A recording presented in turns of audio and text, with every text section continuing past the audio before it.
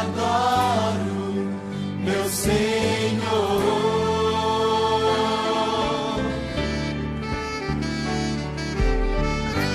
Toma o meu coração e toda a minha alma. Eu vivo só pra ti, sempre que eu respirar, cada vez que eu acordar, faz o teu querer em mim.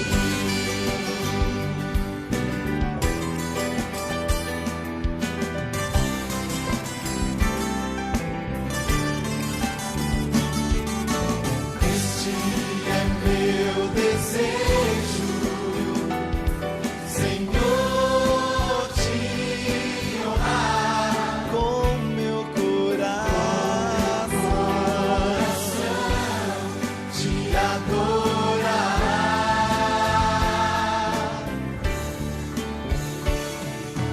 Tudo que há em mim te dá louvor. Só te adoro, meu Senhor, meu Senhor. Toma o meu coração, toda a minha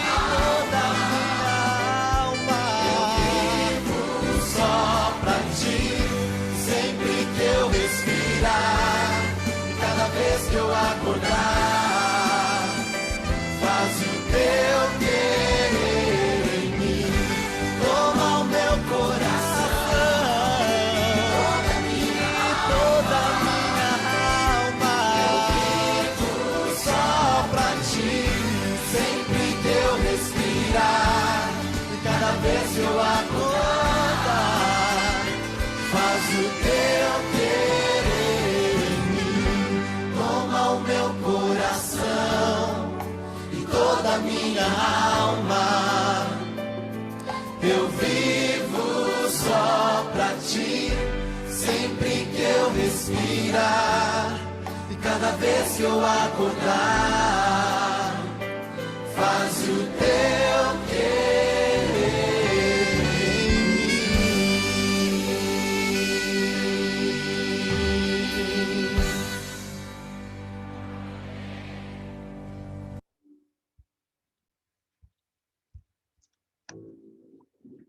Olá, boa noite para você,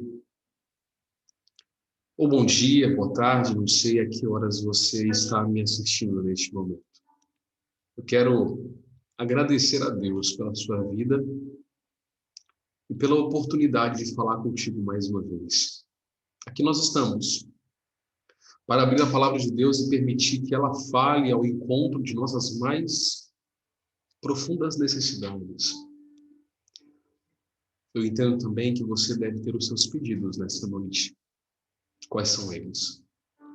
Se você sentir à vontade, deixe aqui nos comentários para a gente. Nós sempre estamos em intercessão. Quero lembrar a você que nós estamos dentro de um projeto chamado Sala 57. O que é isso? É a Igreja de Deus orando em sua casa, entre 5 e 7 da manhã. Em algum momento desse período. Ou seja, primeira hora do meu dia para Deus. Primeiro Deus em tudo.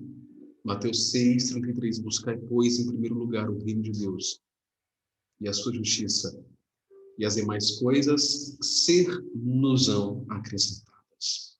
Eu quero orar com você nesse momento. Quero falar com Deus sobre suas dificuldades, quero falar com Deus sobre seus temores, sobre sua vida, sobre a minha.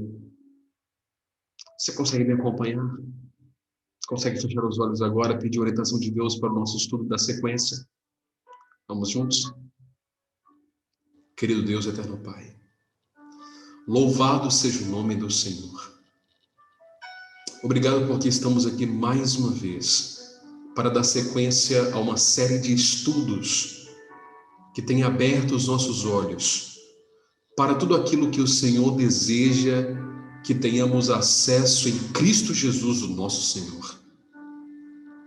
Nós aproveitamos este momento para orar a Ti, para clamar a Ti, para que o Deus Espírito Santo nos ilumine neste momento, ao abrirmos a palavra, ao lermos a Tua vontade. Ó Senhor, tem misericórdia de Teus filhos. Salva-nos para a Tua glória. Essa é a Tua vontade, esse é o Teu desejo. E nós queremos também dedicar ao Senhor o nosso coração. Toma o nosso coração, toda a nossa alma, tudo que há em nós. Nós queremos ser Teus. Em nome de Jesus. Amém. Muito bem, nós estamos seguindo com os nossos episódios dos Domingos de Esperança. E a cada semana eu tenho te convidado para estar aqui comigo, para estar aqui acompanhando, a cada semana um tema diferente dentro da Palavra de Deus, dentro de tudo aquilo que a Bíblia oferece para a gente. Nós, então, selecionamos aqui os principais temas, os principais assuntos que precisam ser conhecidos por você, precisam ser conhecidos por mim, não só conhecidos, mas também aceitos e vividos.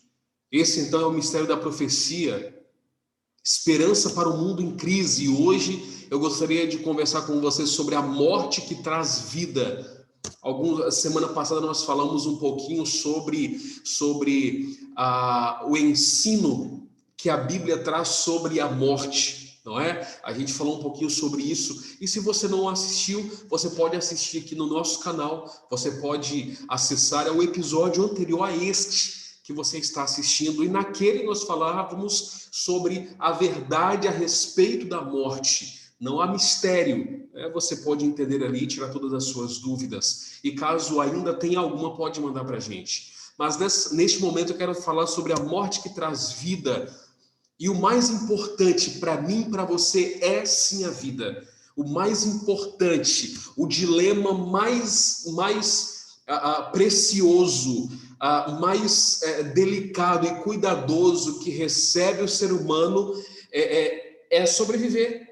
Qual é o desejo humano mais fundamental? Você conseguiria me dizer? Eu diria para você que é sobreviver, é conseguir sobreviver, é conseguir viver em um mundo como esse em que nós estamos inseridos, com terrores a cada momento, do bebê ao vovô, da criança ao idoso, todos desejamos viver. Ninguém nasceu para morrer, todos nascem para viver. É verdade que a morte acontece, mas não é o nosso desejo. Nós desejamos a vida, ainda que a morte seja uma realidade do nosso mundo.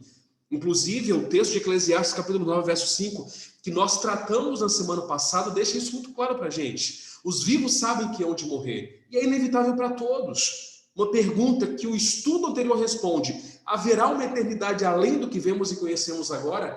E se houver, como podemos ter certeza de que viveremos para sempre? Você pode imaginar, será que existe uma vida eterna? Se existe, como é que eu faço para acessar? Como é que eu faço, então, para usufruir disso?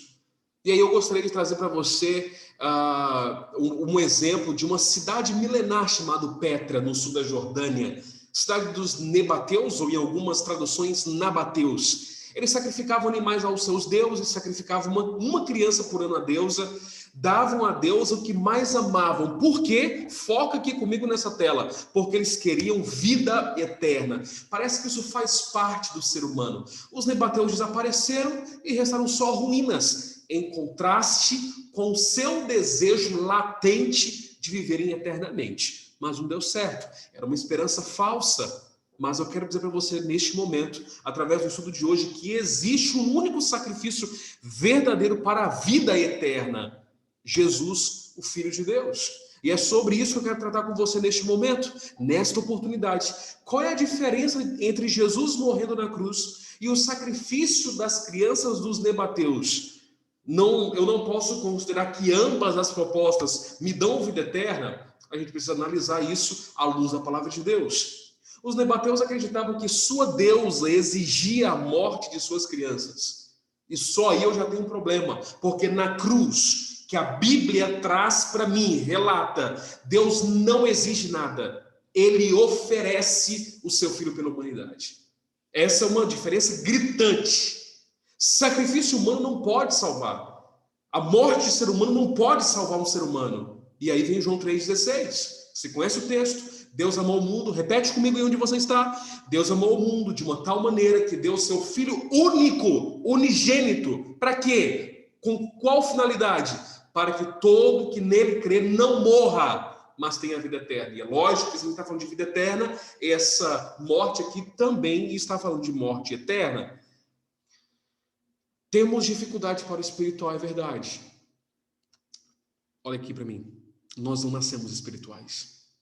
Nós nascemos carnais. Nós somos vendidos à escravidão do pecado. É possível ler sobre Jesus. É possível até conhecer sem que a salvação seja real para mim e para você. Isso é um grandioso problema, porque Deus é paciente comigo. Ele usa maneiras diferentes para me ajudar a entender o plano dele. O que ele usa? Ele usa todas as atrocidades do mundo, ele usa as tragédias, ele usa as guerras, os rumores de guerras. Inclusive, alguns episódios atrás nós falamos um pouco sobre os sinais da volta de Jesus.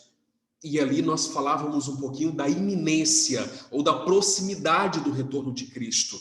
E tudo isso que ele está fazendo, ele está usando métodos, estratégias para que a vontade dele de me salvar fique clara na minha mente de forma toda especial. Entender seu amor e a grandeza do sacrifício por nós. É sim o seu objetivo, ele repete muitas vezes. A Bíblia está repleta de expressões declarando o amor de Deus por nós, porque ele deseja que nós sejamos salvos. Ele deseja que o sacrifício dele seja real para mim e para você, e a gente fala um pouco sobre a história da salvação.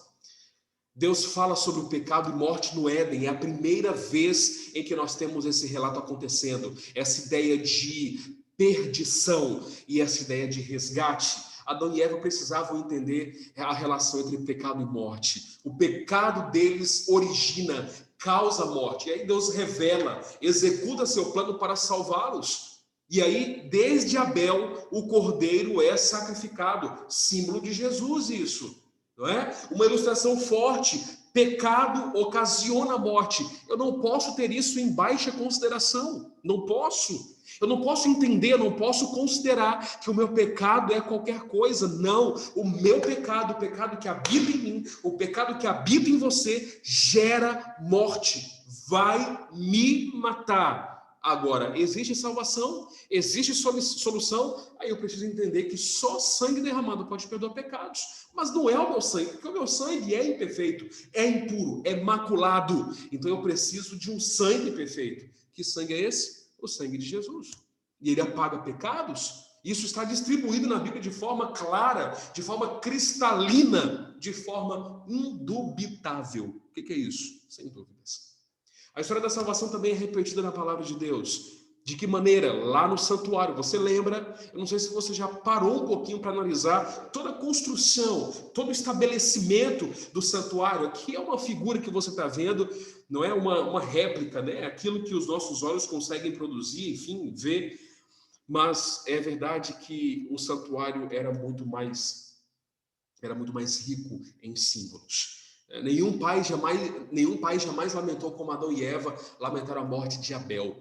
Eles pecaram, não perderam acesso ao Éden e logo na sequência viram os efeitos do seu pecado. O quê? Um filho matando o outro. Que situação difícil. Adão e Eva viram na morte de Abel e do cordeiro muito mais do que palavras podem revelar.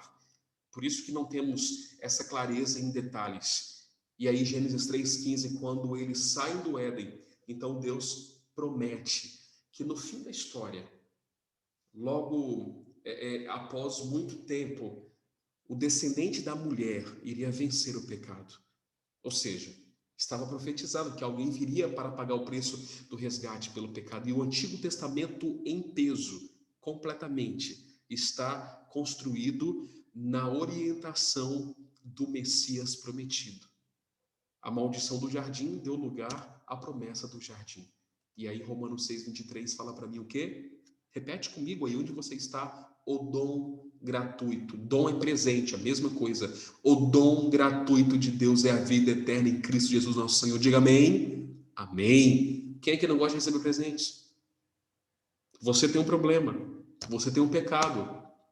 É esse o seu principal problema, é esse o meu principal problema. A gente recebeu um presente. O antigo santuário era composto de duas partes principais. O pátio externo, né, onde você vê aí esses instrumentos fora dessa tenda, onde eram oferecidos sacrifícios no altar de bronze, e lá dentro, o tabernáculo, que era dividido em duas partes. Lá dentro, nessa tenda, o primeiro compartimento era chamado de lugar santo e o segundo era chamado de lugar santíssimo. Qual era o objetivo de Deus com essa construção? Era uma representação de como Deus salva.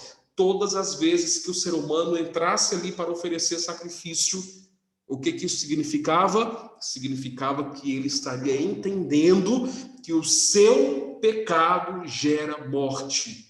Deus tira seu povo do Egito e educa seu povo no deserto. Aí ali Deus então diz para Moisés: e me farão um santuário, porque eu quero habitar no meio de vocês. Que honra, que privilégio para mim e para você que somos pecadores. O santuário era para adoração e educação do povo na história da salvação. Quando então o pecador levasse o cordeiro, ele estava realizando duas ações. Ele estava adorando e ele estava recebendo a educação de Deus. Para entender e experimentar a salvação por símbolos, dá uma olhadinha aqui nessa construção. Olha a história da salvação dentro do santuário. Então você tem a frente ali, a parte, o pátio. Eu estou mexendo com o mouse, eu não sei se você está vendo, mas dentro do santuário você tem dois compartimentos. Na parte final você tem uma cortina. Do lado de cá é o lugar santo, do lado de lá é o lugar santíssimo. No lugar santo você tem o véu da entrada, você tem o candelabro, você tem um altar de incenso, você tem a mesa dos pães da proposição. Tudo isso tem um significado simbólico de salvação, nada disso é aleatório. E aí você cruza, não é, o véu de separação dos dois compartimentos e você então acessa o lugar santíssimo, onde havia a Arca da Aliança, e dentro da Arca da Aliança existia as tábuas da lei, dizendo que essa lei é o próprio caráter de Deus. Quando você olha para o santuário, o que você vê? Salvação, não tem outra ideia. O rito do santuário representava Jesus e seu sacrifício e o seu ministério. Tudo que a gente via ali tinha um símbolo, não era à toa, não foi jogado. Cada ritual, cada cordeiro morto contava a história da salvação, era uma profecia. Havia várias cerimônias dentro do santuário, havia oferendas apaziguadoras, aquelas que tinham o objetivo de apaziguar duas partes em conflito. Que partes eram essas em conflito? O pecador e Deus. Rito de purificação para fortalecer o relacionamento do ofertante com Deus. Tinha também as ofertas de gratidão, mas a maior de todas as lições era o perdão do pecado e a salvação. Esse era o maior ensino do santuário e eu não posso permitir que isso fique distante de mim, através do sangue. A salvação está no sangue, porque não há, a gente vai ver aqui agora, que não há perdão de pecados sem derramamento de sangue.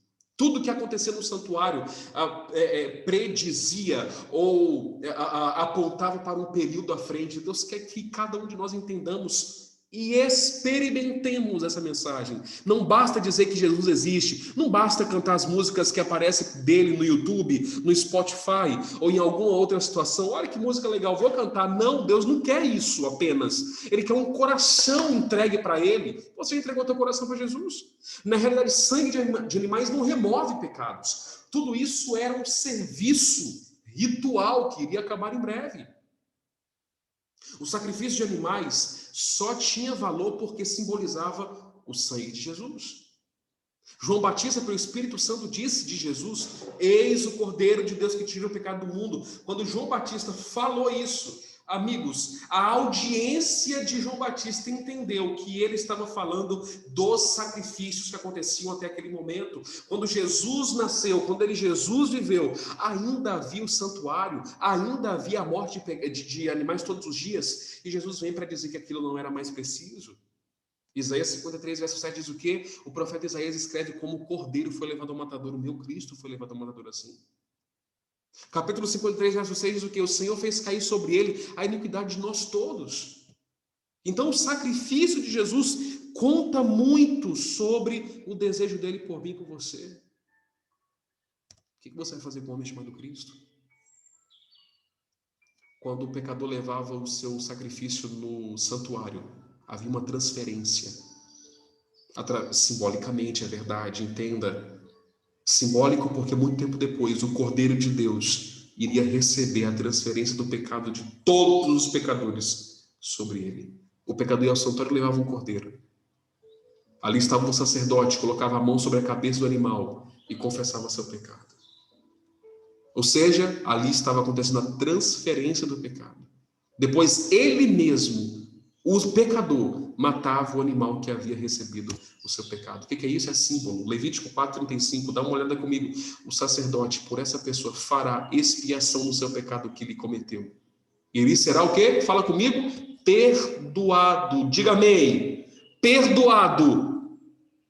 Para o principal problema do ser humano, existe solução em nome de Jesus. Todo pecado precisa ser perdoado. Perdão, essa é a gloriosa palavra do Evangelho. Você já se sente perdoado. Você já se sente liberto. A Bíblia distribui essa verdade de forma poderosa. O Apocalipse traz isso de maneira clara, preciosa. No Apocalipse, Jesus é triunfante. Ele não é mais o crucificado dos Evangelhos. Ele não é mais o rejeitado. No capítulo 1, verso 5 de Apocalipse, ele nos ama e pelo seu sangue liberta dos pecados. No capítulo 5, 6, ele é o cordeiro que abre os livros do juízo e salva seu povo. Perceba a relação das palavras destacadas aqui. No capítulo 6, 1, ele é o cordeiro que abre os selos da história para salvar. No capítulo 7, 14, ele é o cordeiro que livra pelo seu sangue. No capítulo 13, 8, ele é o cordeiro que foi morto desde a fundação do mundo. E essa história não vai acabar aqui. Ela vai se desenrolar pela eternidade. E a gente não vai entender. O plano da salvação foi posto em ação assim que a humanidade pecou. Nós fomos eleitos em Cristo antes da fundação do mundo para a salvação. Jesus nos criou para sermos salvos, não para sermos perdidos. Mas desde o início, Deus entendia que o homem poderia cair, então já tinha um plano preparado. E Cristo iria oferecer seu sangue. Simbolizada pelo Cordeiro no antigo santuário, Cristo nos deu a eternidade. Jesus tem um presente para você, você aceita. Em Jesus a vida eterna é nossa para sempre. Diga amém. Fala, eu aceito. Pela sua graça temos a certeza da vida eterna. E nosso coração tem o quê? Eu estou circulando aqui, eu não sei se você vê. O nosso coração tem paz. Você deseja? Nada. Escute bem o que eu estou lhe dizendo. Mesmo sem te conhecer, nada que eu tiver acesso nesse mundo pode me dar a paz que eu tenho em Cristo. Romanos 5:1. Justificado, pois. Deixa eu abrir minha Bíblia. Você não deseja abrir a sua? Se quiser, pause aí o vídeo. E aqui eu vou ler Romanos, capítulo 5, verso 1. Olha que texto poderoso. Eu leio aqui, Romanos 5:1. Justificados, ou seja, perdoados, pois, mediante a fé, não por obras, temos paz com Deus por meio de nosso Senhor Jesus Cristo. Nada mais me dá paz a não ser o perdão em Cristo. Como é que eu posso receber isso? Como é que eu posso receber esse presente? É tudo muito bom, é tudo muito bonito. Será que eu preciso pagar quanto?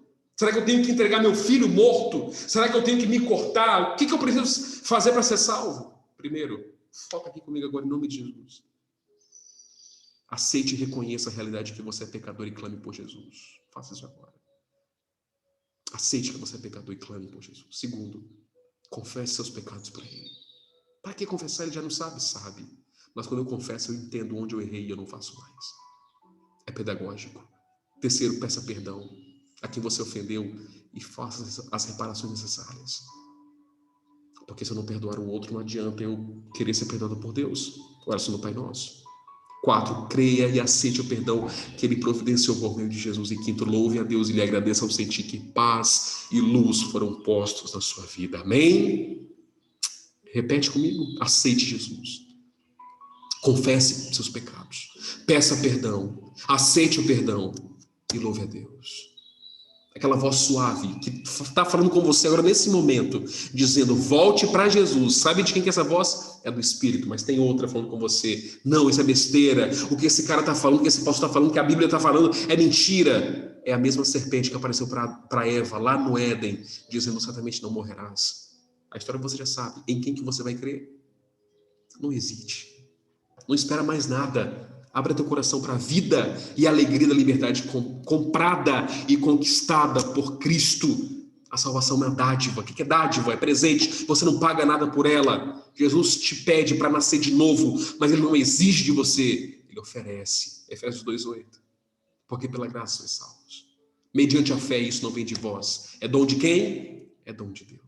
Ele ofereceu isso de presente na cruz para mim, para você. Aceite, por favor. Porque Deus amou o mundo de uma tal maneira que deu seu Filho unigênito para que todo aquele que nele crê, diga amém, não pereça, mas tenha vida eterna. Você aceita? É de graça. Pastor, eu pago quanto? Nada. Pastor, nada. Outras religiões do mundo falam aquilo que eu tenho de fazer para ser salvo. Você não precisa fazer nada para ser salvo. Você já foi salvo por Cristo. Já aconteceu. A história nos conta. E ninguém consegue apagar essa história. Por mais que muitos odiaram a Jesus, tentaram colocá-lo dentro da tumba e permanecer com ele lá, mas ele saiu de lá triunfante e glorioso. O meu Cristo não foi seduzido pela morte. Não foi subordinado por Pilatos, por Herodes, por ninguém. Ele saiu triunfante, glorioso, vivo da tumba, para me dar vida eterna e vida em abundância. Deus está oferecendo isso para você. Aceite. Aí você pode pensar, eu quero ser bom, eu quero me mudar. Esquece isso. Você nunca vai vir a Cristo dessa forma, porque você nunca vai estar bom. Não espere entender tudo perfeitamente. Você entende com Cristo. Sem Ele, nada, zero. É nula a minha compreensão. Venha para Jesus comigo, venha para Jesus e ore comigo. Venha para Jesus com a sua fé simples, do jeito que você está, como você está. Agora eu quero lhe dizer uma coisa, Jesus não vai lhe deixar como você está. Ele tem planos para você. Você crê? Planos, projetos. E diga com fé. Sinta o toque de Jesus no seu coração e ouça a voz que diz, filho, você está perdoado. Senhor, tem um problema. Você está perdoado. Creia agora e aceite a Jesus. Esboce, expresse o sorriso da salvação, a alegria. Esse é o maior mistério da profecia. Jesus está pronto para te salvar. Eu queria você orar comigo nesse momento. Se você quiser ser salvo, digite agora aí nos comentários, eu aceito. Eu quero orar por você. Talvez você ainda não conhece muito da palavra de Deus, mas entende que precisa ser salvo. Entende que precisa de Jesus. Aí você está pensando agora na multidão dos seus pecados, certo? Você está pensando em quantos pecados você cometeu diante de Jesus Cristo. E Ele agora diz para você, filho, se você crê em mim, se você me aceitar como seu Salvador, você está perdoado. Quero orar com você. Você aceita só para quem aceita. Só para quem aceita o perdão em Cristo Jesus. Ore comigo agora. Querido Deus, eterno Pai, toda honra, glória e louvor sejam dados ao nome do Senhor. Nessa noite, neste momento, nessa oportunidade, a salvação chega ao coração de cada um que nesse momento ora o teu nome. Salva-nos. Nos dê uma nova vida em Cristo Jesus. Perdoa-nos, faça um milagre em nossa vida. Nós queremos viver uma vida que te adora em espírito e em verdade. Tenha misericórdia de mim, tenha misericórdia de meus amigos que oram agora comigo. Ó Senhor, por favor, não permita que morramos na incredulidade, na ignorância. Salva-nos para o teu reino. É o nosso desejo, por favor, bom Deus. Tenha misericórdia de seu povo. Obrigado porque temos salvação em Cristo. De graça. Transforma a nossa vida. Transforma isso agora comigo nesse momento. Não é suficiente dizer que nós te amamos, dizer que nós te adoramos e não que o nosso relato contigo não é suficiente. Nós precisamos acessar a vida que o Senhor oferece. Por favor, nos salve. Te pedimos isso porque queremos a esperança de um mundo melhor. Em nome de Jesus. Amém. Deus te abençoe. Obrigado pela participação em mais um episódio de uma série muito especial chamada Mistério da Profecia. Semana que vem eu te encontro para mais um episódio. Estude a Bíblia, estude a palavra, pesquise, pergunte, peça um estudo. da palavra de Deus para mim, para alguém que você conhece. Mostre a verdade tal como ela está, mas também não é o que está escrito, é o que está revelado na palavra. Passarão os céus e a terra, porém as minhas palavras não passarão, diz a palavra de Deus. Que Deus te abençoe. Fica agora com uma canção que eu compartilho com você para o teu crescimento, para a tua reflexão. Até semana que vem. Que Deus te abençoe. Tchau, tchau.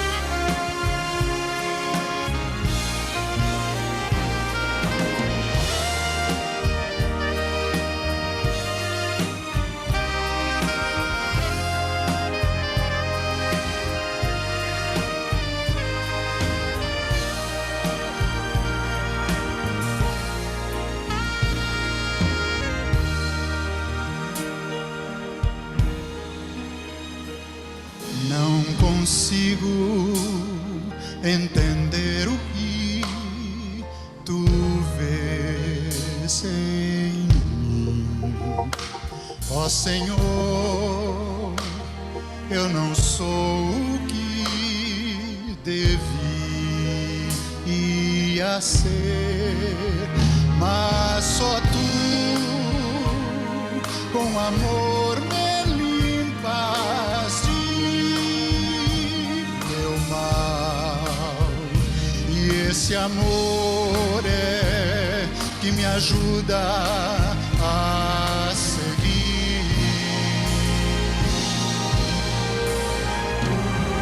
Milagre, Senhor, milagre eu sou.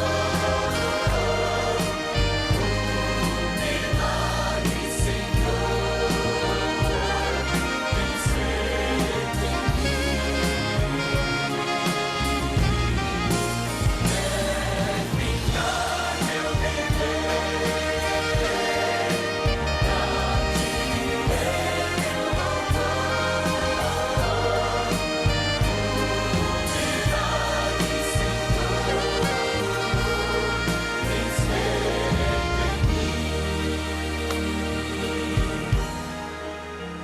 Em caminhos de petição andava eu, mas com amor tu traçaste um plano para mim. Respondeste minha oração, te